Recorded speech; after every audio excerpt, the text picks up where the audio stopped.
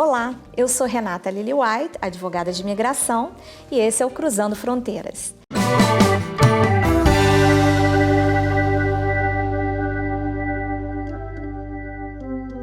Esse é o nosso primeiro programa de 2025, mas nós ainda estamos no espírito de Natal, por isso a nossa decoração continua natalina. Hoje nós vamos conversar com a advogada brasileira Camila Iwanami, autora de livros, professora universitária, mais de 16 anos de carreira, muito conceituada no Brasil e com seu escritório Iwanami Associados em 2 estados, né, Camila? Por favor, Camila, fale um pouquinho sobre você. É um prazer tê-la aqui hoje. É um prazer, primeiramente, poder compor aqui essa entrevista e vou falar um pouquinho de mim. Eu tenho 16 anos como advogada. Meu escritório ele atua em diversas áreas do direito e são 16 anos também como professora universitária. Fiz o mestrado pela UF, o doutorado na Universidade Nacional de La Plata e também escrevo sobre bioética, que está voltado também para a minha área de atuação, que é o direito médico, onde eu atuo na defesa de médicos, clínicas e hospitais. Sim. E qual é o nome do seu escritório no Brasil, para os telespectadores aí verem? Iwanami Advogados Associados. E vocês estão localizados em que estado? Nós estamos localizados no estado do Rio de Janeiro, temos também escritório no estado de Minas Gerais e também no estado do Espírito Santo. Mas com a tecnologia nós atuamos em todo o âmbito nacional. Sim. Camila, uma das razões pelas quais eu quis trazer você aqui, lógico, uma profissional super qualificada, que é sempre bom a gente bater um papo de qualidade, é dirimir algumas dúvidas que a comunidade de imigrantes tem. E eu recebo ligações, às vezes, de pessoas querendo saber se nós lidamos com essas questões previdenciárias, questões trabalhistas, enfim. Vamos começar pela questão previdenciária. Uma pessoa que trabalhou no Brasil, se muda, contribuiu para a Previdência no Brasil e se muda para os Estados Unidos, ou vice-versa, e deseja se aposentar. Como fazer esse aproveitamento, essa contagem de tempo ou de contribuição aqui ou lá? Vocês fazem esse serviço? Como é que é essa legislação? Explica para a gente um pouquinho. Sim. A principal questão é fazer um planejamento previdenciário. Essa é a questão mais importante. Por quê? Se a pessoa morava no Brasil e já tem algum tempo de contribuição, tem que ter um tempo mínimo de contribuição no Brasil, e ela vem para os Estados Unidos, ela pode sim aproveitar esse período que ela trabalhou ou que ela trabalha aqui. Inclusive, pode também continuar fazendo as contribuições de uma forma correta. O que acontece, da mesma maneira que a pessoa que trabalhou nos Estados Unidos e ela vai para o Brasil, e ela também tem esse tempo, também pode ser aproveitado para aposentadoria aqui, e uma não impede a outra. O importante é a análise do caso concreto para que a gente possa analisar em relação a valores, em relação a tempo de contribuição, quanto tempo ainda falta. E importante também mencionar aqui que os valores recebidos a título de trabalho nos Estados Unidos, eles não são computados no Brasil. O que é computado é o tempo de serviço. Okay. Agora, o valor, esse cálculo, ele tem que ser feito de uma maneira específica para que a pessoa possa ter direito a essa aquisição do benefício, seja de aposentadoria por idade, seja pensão por morte também, ou a aposentadoria por invalidez. Sim. E como é que é feito esse cálculo? Quer dizer, como é que vocês auxiliam nesse processo? Vocês entram em contato com a Previdência Social? É feito através da internet? Como é que o brasileiro que está aqui nos Estados Unidos pode ter esse serviço prestado pelo seu escritório? O que precisa também de documentação? Por exemplo, carteira de trabalho, precisa disso tudo? Sim. Então, a maioria das pessoas que vêm para cá, para os Estados Unidos, elas têm realmente essa ausência, talvez, de cadastro atualizado. Então, hoje a gente tem o meu INSS no Brasil, que é uma parte administrativa, mas ela tem que ter acesso ao Gov. Então, muitas pessoas não se cadastraram no Gov ainda, não têm acesso a essa senha. Sim. Então, existe a necessidade de fazer, inicialmente, esse trabalho de cadastro administrativo. Posteriormente a esse acesso ao meu INSS, hoje a gente também tem a carteira digital.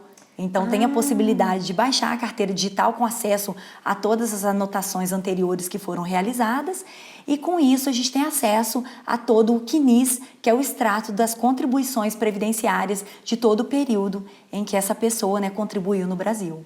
Então, a carteira de trabalho não é mais aquela carteira lá que a gente tinha, física, de papelzinho, não é mais? Hoje a gente ainda utiliza, lógico, a carteira de trabalho como um meio, né?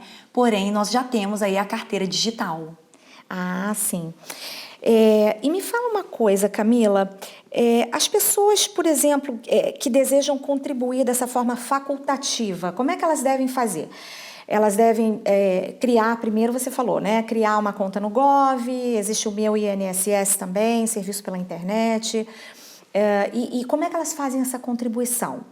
Pagando normalmente no banco, elas podem fazer daqui dos Estados Unidos, ou elas precisam contratar o serviço de alguém lá no Brasil que faça isso? Então, ela consegue fazer de forma administrativa, desde que ela consiga passar por esses passos administrativos e que os dados dessa pessoa esteja atualizado no sistema. Então, ela vai conseguir sim fazer o pagamento mensal. O ideal mesmo é fazer um planejamento para saber quanto tempo ainda falta para eu pagar, se compensa eu fazer esse pagamento, se eu já tenho tempo de contribuição suficiente. Então, essa análise realmente ela tem que ser individualizada. É verdade, porque muitas pessoas contribuíram muitos anos, por exemplo, no meu caso, eu contribuí muitos anos e já não contribuo mais, então realmente tem que fazer um estudo para ver se vale a pena, né? Contribuir os atrasados, né? Pagar os atrasados para poder... Exatamente, porque pode acontecer que você está faltando só a idade para chegar lá. Exato. Falta algumas contribuições, então essa análise tem que ser feita para que a gente possa fazer essa somativa de valores que você vai investir para aquilo que você vai galgar no futuro. Entendi. E a pessoa contratando o seu escritório, vocês fazem esse serviço, esses cálculos todos? Vocês prestam essa assessoria para a pessoa? Sim, nós fazemos desde a parte administrativa, quando não tem nem ação judicial, porque a gente vai buscando as informações, a gente busca esse registro e, ao fazer a análise, a gente também faz o pedido diante ao INSS de forma administrativa, caso a gente veja alguma negativa, né, que a gente está tendo hoje uma situação bem complexa no Brasil, que a gente está diante de várias negativas e por muitas vezes injustas. Então, mediante essa negativa injusta do contribuinte, nós acionamos a justiça e conseguimos, né, sim, aí comprovar. na Justiça Federal, Exatamente. Aí que vocês têm que acionar a Justiça Federal e é um processo que deve levar anos também. Exatamente. Né? A gente, muitas vezes a gente consegue, se a gente tiver provas documentais fixas, nós podemos conseguir uma liminar também para que a gente consiga, né, de uma forma antecipada. Ah, sim, interessante. Agora, Camila, me fala uma coisa.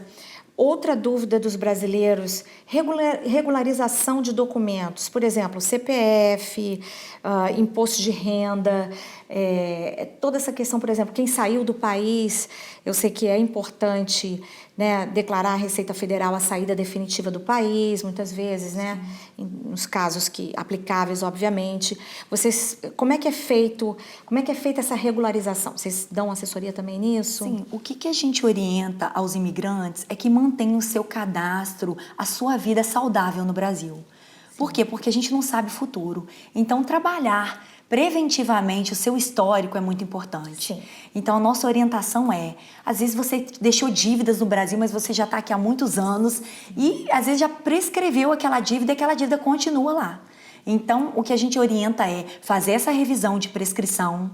Se você tem uma empresa, se você era empresário e deixou dívidas trabalhistas também, nós também negociamos dívidas se ainda está ativa. Então, nosso escritório, a gente trabalha muito com essa questão de dívida. Então, nós o quê? Nós fazemos essa quitação de débito. E aí sim, a pessoa vai estar saudável, ela pode também contratar consórcios, imóveis, comprar, declarar o imposto de renda. Então, ela pode, nesse momento, nesse trabalho, ficar com a sua vida totalmente saudável no Brasil. Exato, e isso é importante, né? Por isso que você falou, a importância do planejamento, de quando sair, antes de sair do Brasil, né? Com antecedência, planejar, né, a sua saída. Ver o que ficou pendente, débito pendente, regularização de imóveis, tudo isso para não vir para cá e depois, né, sofrer com as consequências de um débito, um protesto de títulos, coisas que, né, a gente não sabe se no futuro vão afetar realmente, como você falou, a gente não sabe o dia de amanhã. Camila, regularização de imóvel, por exemplo, direito imobiliário, testamentos públicos, verificação de pendências e alienações para compra segura do seu imóvel no Brasil. Como é que a gente faz isso? Então, a gente vê que muita gente trabalha aqui nos Estados Unidos, mas o investimento é no Brasil. Sim. Né? Eles compram imóveis, eles querem retornar, ou talvez não, querem deixar aquele bem. Agora com o dólar, né, valorizado lá no Brasil, né, muita gente querendo investir no Brasil, comprar imóveis, né, é um bom negócio, investimento. porque quando né? você vai comprar, o seu dinheiro está muito mais valorizado, então você consegue fazer uma compra com um valor maior. Exato. Então é importante que esse imóvel seja seguro, que a gente consiga, né, fazer uma análise desse imóvel para que a compra seja 100% segura. Porque muita gente está lá somente no contrato de compra e venda, né, naquele documento de gaveta. Exato. Então isso não é suficiente para garantir a propriedade do seu imóvel. E aí com isso, também em relação aos testamentos, pessoas que têm bens no Brasil e pode acontecer alguma coisa, a gente não sabe, né? E quer garantir ali a divisão dos bens em vida. Sim. Então, isso também pode acontecer e isso é feito em cartório, onde você vai declarar para quem que você deseja deixar esses bens e você já pode repartir isso em vida e também uma garantia, né, que tudo vai dar certo aí em relação a esses bens que foram deixados no Brasil. Sim, é importante você ter tocado nessa parte também dos testamentos, da planificação sucessória e tudo, porque tema de outro programa, né, que eu tenho com outra advogada, conversa com a advogada Pia Candotti, que é advogada licenciada aqui nos Estados Unidos e que falou vai falar sobre a planificação sucessória aqui nos Estados Unidos. Ela também ressaltou a importância de fazer essa planificação em outros países onde você tem bens, porque às vezes as pessoas pensam que eu moro nos Estados Unidos e eu faço um testamento aqui e vai incluir todos os bens que eu tenho onde quer que eles estejam, e não é bem assim. Um testamento aqui dos Estados Unidos, ele vai falar sobre os bens que estão localizados aqui, né? Logicamente que, como a gente sabe, o testamento deve mencionar a existência, é sempre ideal que ele mencione a existência de outro testamento feito em outro país com relação àqueles outros bens que estão localizados, por exemplo, no Brasil. Mas a justiça daqui não tem o poder, né, de dispor sobre os bens que estão localizados no Brasil. Então, é importante ressaltar que deve-se contactar um advogado brasileiro para tratar dos bens que os imigrantes deixaram no Brasil. Se você tem bens no Brasil, não esqueça. Faça esse planejamento com antecedência e procure um advogado, uma advogada brasileira licenciada lá para que possa assessorá-lo com tudo relacionado ao Brasil. Né? Sim, até porque a legislação é totalmente diferente. Nós temos no Brasil uma legislação que não admite a abertura de um testamento, por exemplo, para dispor de todos os bens quando você tem herdeiros necessários, por exemplo. Então, existe uma limitação da disposição desses bens, né, que é um pouco diferente aqui dos Estados Unidos. Sim. Então, você tem que realmente resguardar o seu patrimônio e deixar isso bem registrado no cartório público de uma forma oficial. Sim. E Camila, mudando um pouquinho agora, nós estamos aí viajando sobre por várias áreas do direito, já falamos do direito previdenciário, o direito do trabalho, você falou em relação aos empresários e também, por exemplo, pessoas que trabalharam no Brasil, esse período de trabalho informal para essa posterior contagem de serviço para aposentadoria, como é que vocês fazem isso? É na justiça, é ação declaratória? Como é que é feita essa contagem de trabalho informal, ou seja, trabalhador autônomo, né? Sim. Seria antigamente, não sei se ainda se chama assim, trabalhador autônomo. Não, o que acontece? Muita gente às vezes trabalhou por longos períodos no Brasil, às vezes até no rural, né, na parte rural, e a gente consegue essa comprovação mediante documentos, tá? Então, mesmo não tendo contribuído, existe essa possibilidade de se comprovar esse período trabalhado com ação judicial. Ah, sim. E aí seria, no caso, vamos dizer, uma ação declaratória, Exatamente. Né? Sim.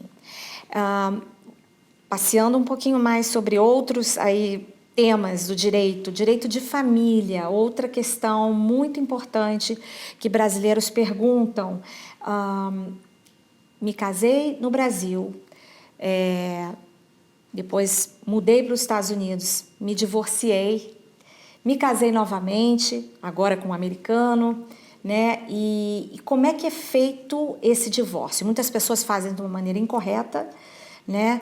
É importante esclarecer isso, porque é uma dúvida muito grande na comunidade. Como fazer um divórcio de forma correta? Por exemplo, se a pessoa casou no Brasil, vem para os Estados Unidos, separou, vamos dizer, houve uma separação, né, de corpos, física, né? Um dos cônjuges veio morar aqui no Brasil, veio nos Estados Unidos, o outro ficou no Brasil, houve uma separação, mais de 2 anos. Como é que é feito esse divórcio de forma correta? Sim, a forma correta é que esse divórcio seja realizado no Brasil e a averbação ocorra no cartório, né? E que esse registro seja feito na certidão de casamento do cartório em que houve a celebração do mesmo. Então, existe essa necessidade até para que ele venha contrair um novo matrimônio aqui de forma legal nos Estados Unidos. Sim. Então, é de suma importância que haja essa averbação no Brasil. Essa averbação no Brasil. Exatamente. Né? E se a pessoa, por exemplo, já está morando aqui, obviamente, ela pode contactar, vocês fazem esse processo de divórcio lá no Brasil para essa pessoa que está aqui e vão notificar o cônjuge, vocês prestam assessoria com isso também, depois fazem essa averbação e aí liberam essa pessoa para ela casar aqui, correto? Exatamente. Sim. Hoje a gente tem todo esse suporte, né, de estar realizando via online, inclusive as assinaturas também, elas são concedidas de uma forma online, então existe essa possibilidade e o divórcio vai ser averbado no local do casamento. Ah, sim. E outra situação também muito comum que as pessoas perguntam casou no Brasil, divorciou, depois veio aos Estados Unidos, casou-se pela segunda vez, mas nunca registrou, ou então casou-se aqui nos Estados Unidos 2 vezes, né, mas nunca registrou o casamento feito aqui, o primeiro casamento, no Brasil, né? E também tampouco o segundo casamento, e agora já está divorciada pela segunda vez. É um pouquinho uma forma diferenciada de fazer isso. Eu sei porque você já tem 2 casamentos, já tem 2 divórcios e você nunca averbou nenhum casamento feito aqui nos Estados Unidos. Como é que é feita essa regularização? Então, tudo isso para constar no Brasil, né, tem que passar pelo cartório em Brasília, que é direto, então a gente tem que verificar alguns requisitos, porque se tiver filhos, se tiver partilha de bens, não vai ser de uma forma administrativa pelo cartório. Então a gente necessita, se tiver diante de alguns requisitos que existe a impossibilidade de se registrar diretamente no cartório, vai haver a necessidade de uma ação judicial para que esse divórcio seja homologado. Sim, fala um pouquinho para a gente sobre essa diferença. Por exemplo, quando é que um cartório pode ser feito extrajudicialmente no cartório, né? E quando é que ele precisa ser feito através de ação judicial? Então, se esse divórcio, né, ele aconteceu e deixou filhos menores, deixou pensão alimentícia, trabalhou também a questão de partilha de bens, ele não vai conseguir fazer diretamente extrajudicialmente. Vai necessitar de um advogado também e que seja feito judicialmente. Exatamente. Né? No cartório, necessita da homologação judicial. Juiz. Ok. Então, filhos menores, a pessoa já sabe que, né, porque vai envolver custódia, tudo isso, e aí precisa pensão, exatamente. E aí divisão patrimonial, e aí realmente precisa ser feito de forma judicial. Exatamente. Né? Camila, alguma coisa assim que você veja na comunidade, que você identifique assim como uma dúvida maior, alguma coisa que a gente não tocou aqui ainda no assunto, que você acha importante esclarecer para as pessoas? Sim, no que tange no direito de família mesmo, nós temos aí muitas pessoas que vieram do Brasil, né, e deixaram filhos. E aí são devedores da pensão alimentícia, né? Isso e existe essa possibilidade de haver uma citação fora do Brasil. E para evitar esse tipo de questão e para estar regularizado, como eu disse, eu acho que existe assim, essa necessidade de se pensar na regularização e ter uma vida saudável no Brasil. Então, por isso, nós temos a possibilidade de fazer uma ação de oferecimento de alimentos. Então, mediante essa ação, nós podemos oferecer um alimento para essa criança, para esse adolescente. Mesmo o pai estando aqui. Mesmo o pai estando aqui. Ah, onde ele vai se comprometer em pagar um valor mensal aí para essa criança. Interessante, muito interessante isso. Bom, Camila, foi um prazer tê-la aqui conosco hoje. Nós tiramos, acredito que, várias dúvidas da comunidade imigrante. Eu agradeço a sua presença e recomendo muito o trabalho da doutora Camila e o ANAME. Tem escritório no Brasil, advogada muito competente, com muita experiência, e foi um prazer tê-la hoje aqui. Muito obrigada, eu que agradeço pelo convite. Foi uma honra poder estar aqui nesse momento, né? Te conhecendo mais um pouco, e já vejo, né, como as pessoas elogiam o seu trabalho. Então, o mais importante para mim é isso, é poder saber que eu estou diante de uma pessoa que eu posso confiar, uma pessoa que as pessoas confiam, a credibilidade que você traz e os detalhes também, que eu vejo muito que você trabalha com os detalhes e trabalha com vidas. Então, isso me encanta muito. Tá? Parabéns pelo trabalho e agradeço a oportunidade. Eu que agradeço e parabéns para você também pelo sucesso. Ela é autora de livros, muito sucesso na sua carreira cada vez mais, e que a nossa parceria se fortaleça também cada vez mais. Amém. Tá? Bom, esse foi o Cruzando Fronteiras de hoje com a doutora Camila e o ANAME. Se você gostou do nosso programa, inscreva-se no nosso canal do YouTube, Programa Cruzando Fronteiras, siga-nos no Instagram, clique no sininho do YouTube para receber as notificações, e acompanhe os nossos programas a cada 15 dias com um convidado muito especial. Até o próximo!